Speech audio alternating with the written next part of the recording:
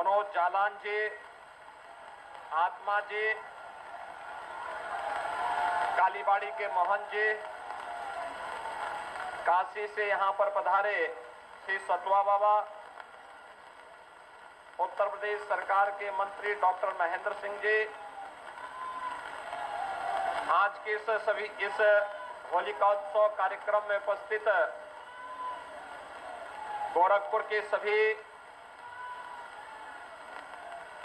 उपस्थित श्रद्धालुजन,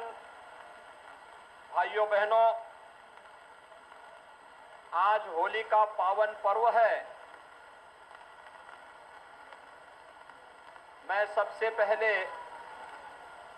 आप सभी को, पूरे प्रदेशवासियों को होली की हृदय से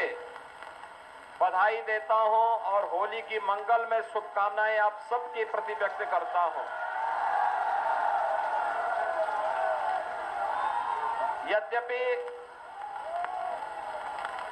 पिछले 10 दिनों से आप सब होली के उस उत्साह के साथ जुड़े हुए हैं और कई कारणों से हमारे लिए ये पर्व और त्योहार अत्यंत महत्वपूर्ण है। पहला कारण, 2 वर्ष के बाद होली के पर्व पर कोरोना जैसी महामारी पूरी तरह नियंत्रण में है और हम लोगों को इस आयोजन के साथ प्रत्यक्ष रूप से जुड़ने का अवसर प्राप्त हो रहा है। और भाइयों बहनों,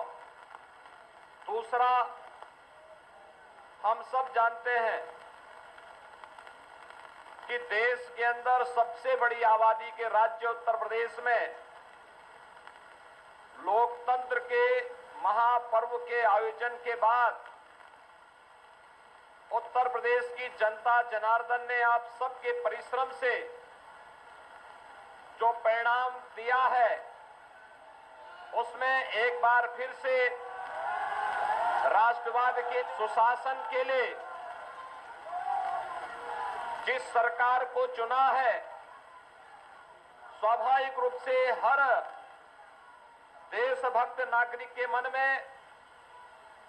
अन्याय, अत्याचार, शोषण और अराजकता के खिलाफ लड़ने की इच्छा रखने वाले हर एक व्यक्ति के मन में एक अपार उत्साह और उमंग का माहौल है और उसी में होली का पर्व हम सबके सामने है, तो स्वाभाविक रूप से उत्साह और दुगना होता है। मैं आप सबको इस अवसर पर हृदय से बधाई देता हूं, अपनी शुभकामनाएं देता हूं। भाइयों बहनों, मैं परसों भी होलिका दहन समिति के कार्यक्रम में आया था और मैंने तब भी देखा था कि अपार उत्साह लोगों के मन में है। ये पर्व और त्योहार उत्तर प्रदेश वासियों के लिए तो महत्वपूर्ण है ही, गोरखपुर के लिए और भी महत्वपूर्ण इसलिए है क्योंकि गोरखपुर आजादी के बाद विधानसभा के हुए विभिन्न चुनावों में पहली बार गोरखपुर की 9 की 9 सीटें भारतीय जनता पार्टी ने जीती हैं और 9 की 9 सीट पर राष्ट्रवाद की मोहर लगी है। दूसरा कारण, अगर गोरखपुर कमिश्नरी के अंदर हम देखते हैं तो उत्तर प्रदेश के अंदर 18 कमिश्नरी हैं और अकेले गोरखपुर कमिश्नरी है जिसने 28 में से 27 सीटें भारतीय जनता पार्टी के राष्ट्रवाद और सुशासन को समर्पित करते हुए राष्ट्रवाद और सुशासन के इस अभियान को आगे बढ़ाने के लिए अपनी प्रतिबद्धता को पूरी मजबूती के साथ आगे बढ़ाने का कार्य किया है। भाइयों बहनों, पर्व और त्योहारों की ये परंपरा हमें अतीत के साथ जोड़ने का कार्य करती है। अतीत, होली की परंपरा कहां से आई? हम सब देखते हैं। हमने कल और परसों की रात्रि में 17-18 की देर रात्रि में होलिका दहन का कार्यक्रम संपन्न किए थे। आपने देखा होगा कि होलिका हो या हिरण्यकश्यप, ये किसी न किसी रूप में समाज के सामने अपनी उपस्थिति दर्ज करते रहे हैं। और यही नहीं,